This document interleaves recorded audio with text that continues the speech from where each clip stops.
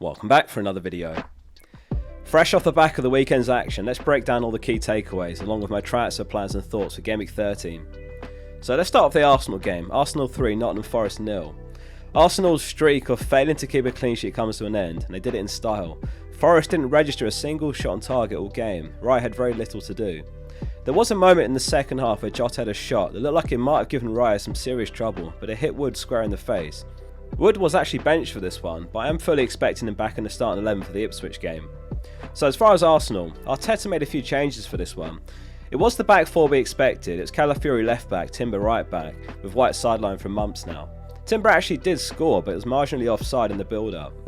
It was the Saka show, who started despite the fears of an injury. He took 6 shots, he created 4 chances, 1 goal, 1 assist for 13 points. We said in last week's video, don't sleep on the impact of Ødegaard's return, and he was sensational again.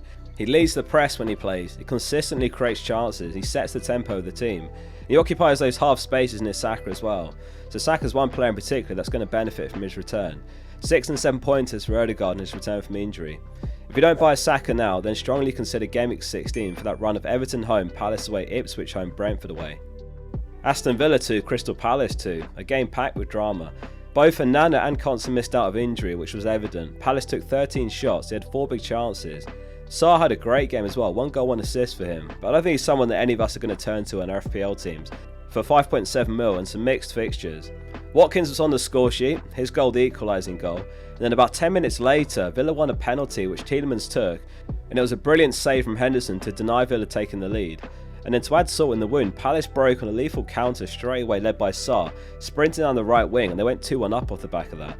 And then Barkley scored a brilliant header which was assisted by Tielemans off a corner to equalise later. I wonder who's going to take Villa's next penalty now after that miss. If you're a Villa fan, let us know in the comments who it will be. Watkins has got a really poor record. He's taken 9, he's scored 4, missed 5. Tielemans has scored 24 in his career and he's missed 7, so maybe he takes them again anyway. Maybe McGinn. Surely not Rodgers, right? Villa's 3.11 expected goals was the highest of Saturday's games, or as far as non-penalty XG, 2.32 was third. Bournemouth 1, Brighton 2. João Pedro stealing the headlines again. Since returning from injury, that's back-to-back double-digit returns with 2 goals, 2 assists in 2 games. Brighton were electric at the start of the game, cutting through Bournemouth with incisive passes, and it took all of 4 minutes before João Pedro was on the score sheet. In the 49th minute, an absolutely brilliant through ball from João Pedro again found Mitoma, who curled it around Kepa into the far post. He's playing at a level right now that just can't be ignored, and I've gone back to the drawing board with my transfer plans. I mean, look at the fixtures coming up. Brighton's next 6 start with Southampton home in Gameweek 13, and then it's Fulham, Leicester, Palace, West Ham, Brentford. Part of me doubts whether he starts all 6 of those, but their fixture schedule is more tolerable. There's no cups to juggle in between. As far as the days of the week they play, it's Friday, Thursday, Sunday, Saturday, Friday. So the turnaround isn't as bad as I first thought after looking into it more. Gameweek 19, just off the ticker there, is when they've got Villa, just 3 days after Brentford. The other thing to note was Semenya picked up a 5th yellow card this match, so he's going to be suspended for Gameweek 13, and he now requires 10 yellows for any further suspensions, which would be 2 matches.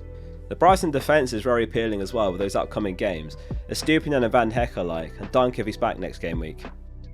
Everton 0, Brentford 0. We'll keep this one very short. Another board draw for Everton, but another clean sheet.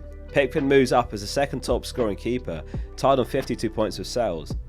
And Flecken finally keeps his first clean sheet of the season. Keepers always feel like such a roll of dice in FPL. And Anno are more points than any keeper this season, and Pickford and Sells close behind in joint second. There's not loads to digest in this game. Norgard picked up a red card in the first half. The reason I wanted to pull this game up was because I wanted to have a conversation on potentially moving off Brentford assets. Obviously give them the Leicester game, Gameweek 13, easy decision there. But beyond that, do you hold on to the likes of Visser and Boomer and the defenders? Their great fixture run comes to an end after Gameweek 13, and then it's Villa, Newcastle, Chelsea, Forest, Brighton and Arsenal. I'm looking at Gordon and Rodgers as potential Boomer replacements, the latter being the cheaper option to potentially fund Isak instead of Gordon. Fulham 1, Wolves 4. What a completely unpredictable game this was. Fulham have been really good home this season. Heading into the match, they were the 4th best team for XGC in home games. It was Cunha who ran the show with 2 goals and an assist. He's in ridiculous form now. That's 5 goals, 3 assists in his last 6 games in the league. And one of those goals he got against Fulham just screamed of a man that's bang in form, sky high in confidence, bending one over Leno from well outside the box. Interesting stat, Cunha scored 15 of his 21 Premier League goals in away games. This game, or not even just this game recently, a reminder that Premier League position is pretty much irrelevant in FPL. If the signs are there, the data and the fixtures etc, then league position doesn't really matter. They've been on a sensational run bouncing back from when they were 20th in the league about a month ago, and you expect them to keep climbing as well. Just the assist for Strand Larsen this game, Iwobi got Fulham's only goal. Smith Rowe surprisingly taken off early, just short of 60 minutes as well. If you haven't got Cunha, then it's good news, it's not too late to buy him either. The next 6 for Wolves are Bournemouth, Everton, West Ham, Ipswich and Leicester, then Man United. Gameweek 16 and 17 in particular, with Ipswich and Leicester back to back, is almost irresistible. For basically the most informed forward in the league currently, and it's 6.9 mil, or maybe 7 mil by Gameweek 13. Another huge shock, Man City 0, Spurs 4. I don't think a single person saw this coming, and Haaland captain has deserved something.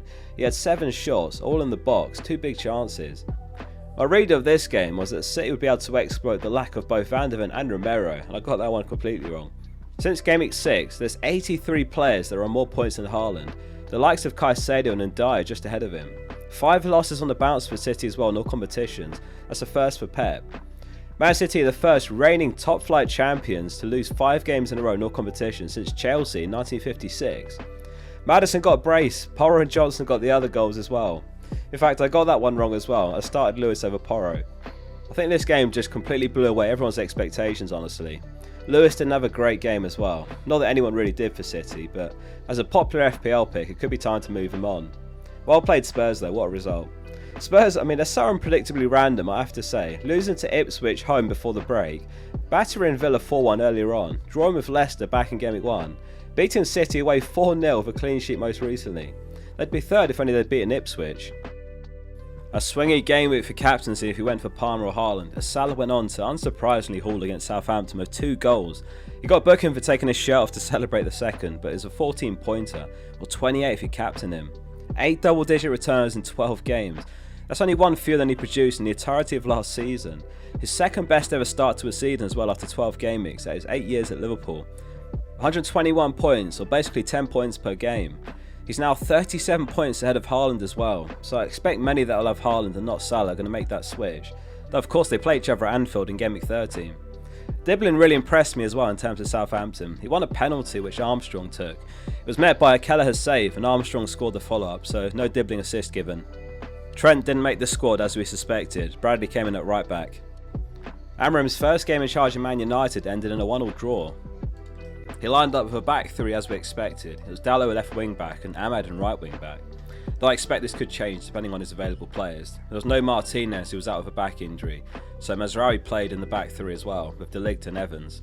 Højlund was benched and it was actually Rashford who played up top, and he couldn't have started much better for him, scoring barely a minute into the game. It was an absolutely quality assist from Ahmad sprinting down the right wing, and he found Rashford with a squared ball. Hutchinson got Ipswich's equaliser, his first Premier League goal ever. It took a nick off Mazraoui on the way in to put it top corner. It was on target anyway though, so no own goal. Shaw came off the bench as well, his first appearance for Man United since February. I think it's too early to say which Man United assets, if any, are going to be good picks under Amorim's system. Bruno had an incredibly quiet first half, some half-time tactical tweaks saw him a bit more involved second half. I think I'd avoid all the mids for now except Bruno.